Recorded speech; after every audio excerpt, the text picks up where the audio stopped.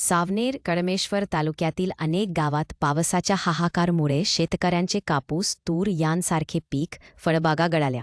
संत्र्याच्या झाडांचे नुकसान होऊन कित्येक झाडे पडली. भाजीपाल्याचेही मोठे नुकसान झाले. या आसमानी संकटाची पाहणी आमदार डॉक्टर आशिषराव देशमुख यांनी अधिकाऱ्यांना सोबत घेऊन भर पावसात केली. स्वतः आमदार डॉक्टर आशिषराव देशमुख हे काही शेतकऱ्यांच्या बांधावर गेले व सर्व पिकांची पाहणी केली. तसेच संकटात सापडलेल्या शेतकऱ्यांना मायेने धीर दिला. त्यांनी सर्व संबंधित अधिकाऱ्यांना सूचना दिल्या की सर्व शेतकऱ्यांच्या शेतांचे व्यवस्थित पंचनामे करावेत, जेणेकरून कपाशी, तूर, संत्रा, भाजीपाला तसेच सर्व पिकांचे नुकसान भरपाई शेतकऱ्यांना मिळण्यासाठी मदत होईल. आमदार डॉक्टर देशमुख यांनी शेतकऱ्यांना आश्वस्त केले की शासन दरबारी पाठपुरावा करून जास्तीत जास्त नुकसान भरपाई करून देण्यासाठी प्रामाणिक प्रयत्न करू. यावेळी डॉक्टर राजीव पोतार, मनोहर कुंभारे, रामराव मोवाडे, दिगंबर सुरतकर, उपविभागीय अधिकारी, खंड विकास अधिकारी, तहसीलदार, कृषी अधिकारी आणि इतर मान्यवर उपस्थित होते. पाहूया हा स्पेशल रिपोर्ट. काकाजी, काय नाव आहे तुमचं? माझं नाव विनोद मनोहर नानोटी. कुठे राहता आपण? मी धापेवाडा. ही शेती कोणत्या मौजात आहे? ही धापेवाडीच्याच मौजामध्ये. का समस्या आली तुमची? समस्या म्हणजे माल इथं सीडच बरोबर निघत नाही. सर्व सीड सगळी शेती 14 वर्षांनी बुडून राहिली माझी. आणि काही पीक येत नाही बरोबर पद्धतशीर. खर्च भरपूर येते.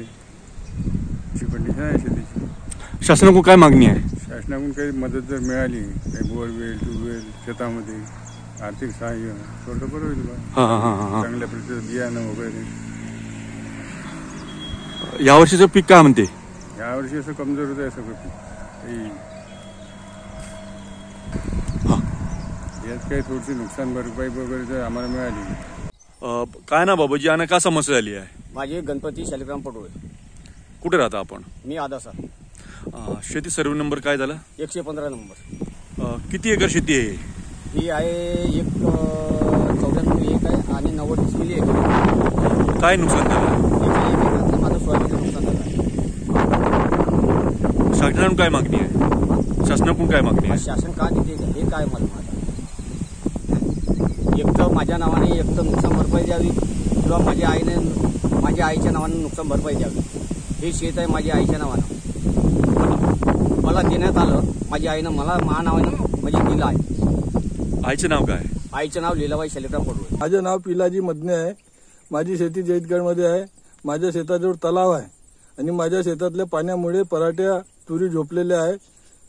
त्यासाठी सरकारने माझ्याकडे लक्ष देऊन काय शासनाकडून नुकसान भरपाई मिळते तेवढी देण्यात यावी ही विनंती. पराठी झोपली आहे आणि तुरी झोपल्या आहे. तर पाणी साचले गेलं साहेब. शासनाने मला मदत करावी ही विनंती. नमस्कार, माझे नाव मंगेश रोडे आहे. हेच माझी शेती आहे. जास्त पाणी झाल्याने हे माझे हे तुरीच्या पिकाचं असं उभं होऊन राहिलेले आहे. आणि काही ठिकाणी तर पराठी झोपली आहे, काही ठिकाणी तर जास्त पाणी आल्याने पराठीचं वाढण्याचं कमी झालं आहे. माझं एवढीच मागणी आहे शासनाला की काहीतरी मुआवजा देण्यात यावा, बस.